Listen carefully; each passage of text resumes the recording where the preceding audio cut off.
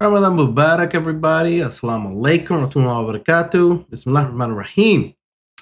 So, Ramadan's full fledged. Yeah, we're having a great time, praying at the mosque, reading Quran, and fasting. And a lot of people, well, not a lot of people, but some say, what's the difference between Lent and Ramadan? Is it different? It's closely related? There's both some fasting going on. So I figured show you a video on kind of like the difference of why Ramadan is different than Lent and how it is, in fact, superior.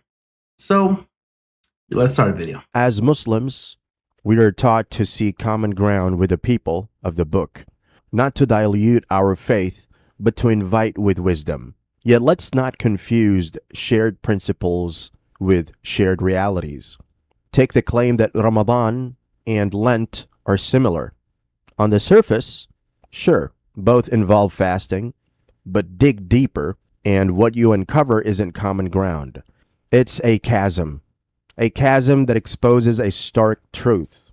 Islam preserves, Christianity debates. Allah subhanahu wa ta'ala says in Surah Al-Baqarah, O you who believe, fasting is prescribed for you as it was prescribed for those before you, that you may attain taqwa. So yes, fasting unites the Abrahamic traditions, but here's where the paths diverge radically. Let's talk about Lent. Imagine a medieval Christian saint time traveling to 2025. They would barely recognize Lent.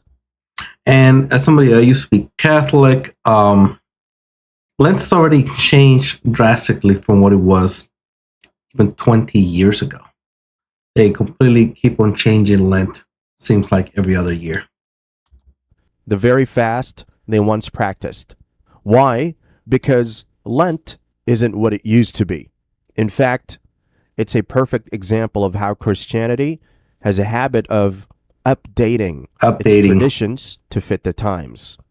But if you listen to practicing Christians who care about their religion, this is exactly why they fast too. Yeah, fasting has nothing to do with dieting, but it has everything to do with growth and holiness, spiritual growth, the soul humbling ourselves. In the Ash Wednesday, we heard the Prophet Joel declaring a fast and saying we humble ourselves and we're putting on sackcloth and ashes, and we're showing that we're little and how much we need God.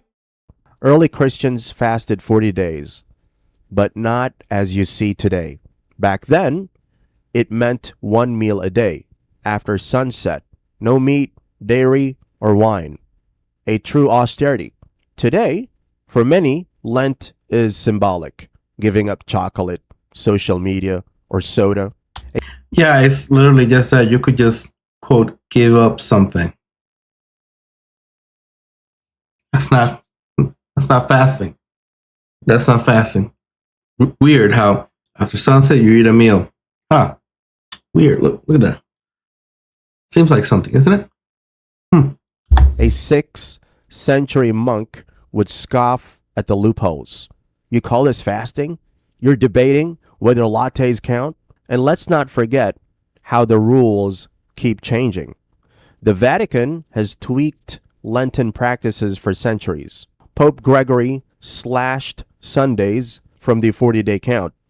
Modern Catholics debate fish fries, cheat days, and dispensations. It's like Lent is on a subscription plan. Terms and conditions apply, subject to change without notice. Even some devout Christians admit Lent is optional for salvation. Compare this to Ramadan, a pillar of Islam, non-negotiable for every accountable Muslim. Yeah, and let's not forget, Lent is mostly a thing that is done by Catholics. I think some Orthodox do it as well, but most majority of all Protestants don't. They might do some fasting in between the year. They'll do like a special event. Hey, let's fast. Let's do it. But no, it's actually, there's also a huge swath of Christianity that doesn't at all practice Lent. They don't believe in it and everything else. So miss it without valid reason, you have wronged your soul. No debates, no loopholes, no Well, technically, but in the past, it wasn't like that at all. Church fathers and medieval Christian saints were very clear that not only should fasting consist of one meal per day, but people should be abstaining from flesh and anything that comes from it, including dairy.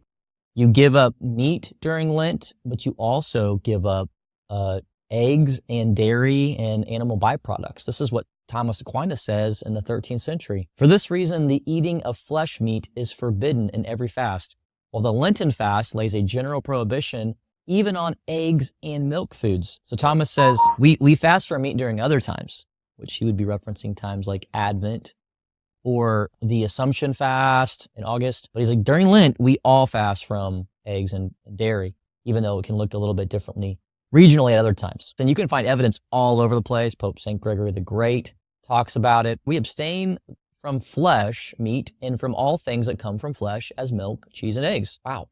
St. Benedict, to deny oneself that one may follow Christ, to chastise the body, to embrace delights, to love fasting. Yes. Now let's talk about Ramadan. For 1400 years, Ramadan has stood as Allah's timeless command. Same duration, 29 or 30 days. Lunar months fixed by the Creator. Same rigor.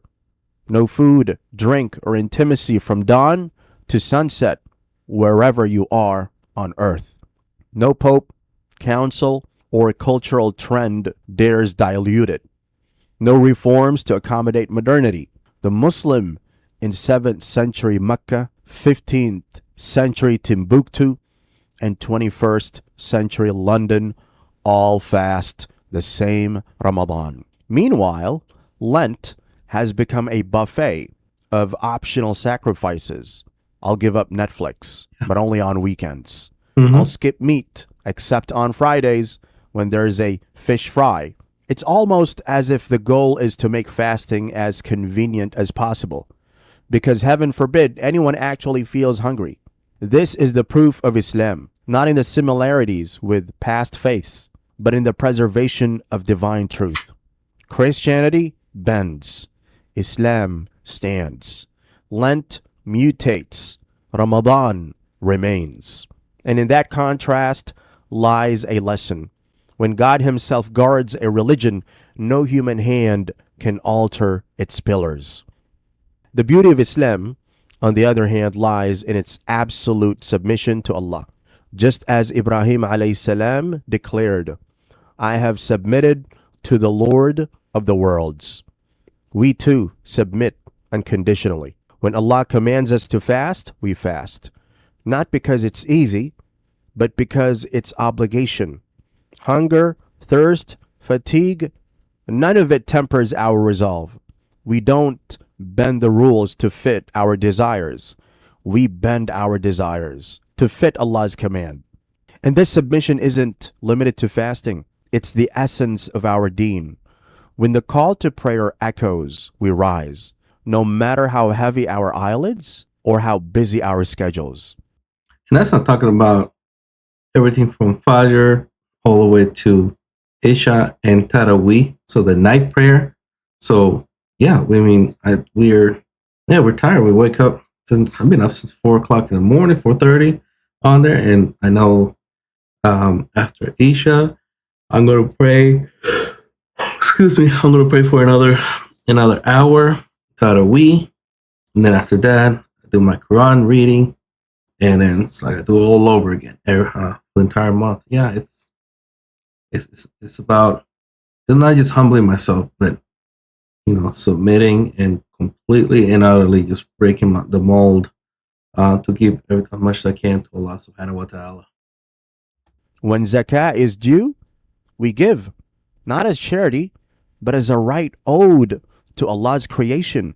When we guard our tongues, we do so knowing every word is accounted for. When we wear hijab, we wear it as a crown of faith, not a burden of culture.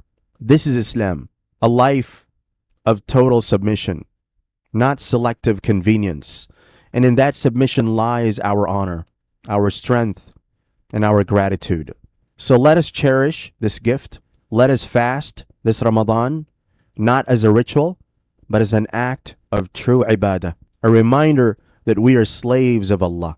And in that slavery lies our ultimate freedom.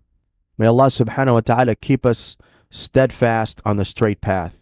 May He accept our fasts, our prayers, our sadaqah, and all our good deeds during this blessed month. And may He make us among those who truly submit, not just in Ramadan, but in every moment of our lives. Yeah, man, Ramadan just sounds special. Something that you know is from Allah subhanahu wa ta'ala. And I'm grateful for it. Grateful for this month. Grateful for getting closer and closer to Allah subhanahu wa ta'ala, and just becoming a better man and a better father for my daughters. Alhamdulillah. But yeah, it's just the differences are just so stark. And yeah, that's why Christianity hates Islam so much. Above other things. But yeah, it's just they can't compete. And we don't have to compete. We know it's the one true religion. And we're okay with that. We're okay with not bending the rules of society and making Islam more, quote, modern. But let me know what you think about this in the comments below. Subscribe, like, comment, and share. And until next time, peace.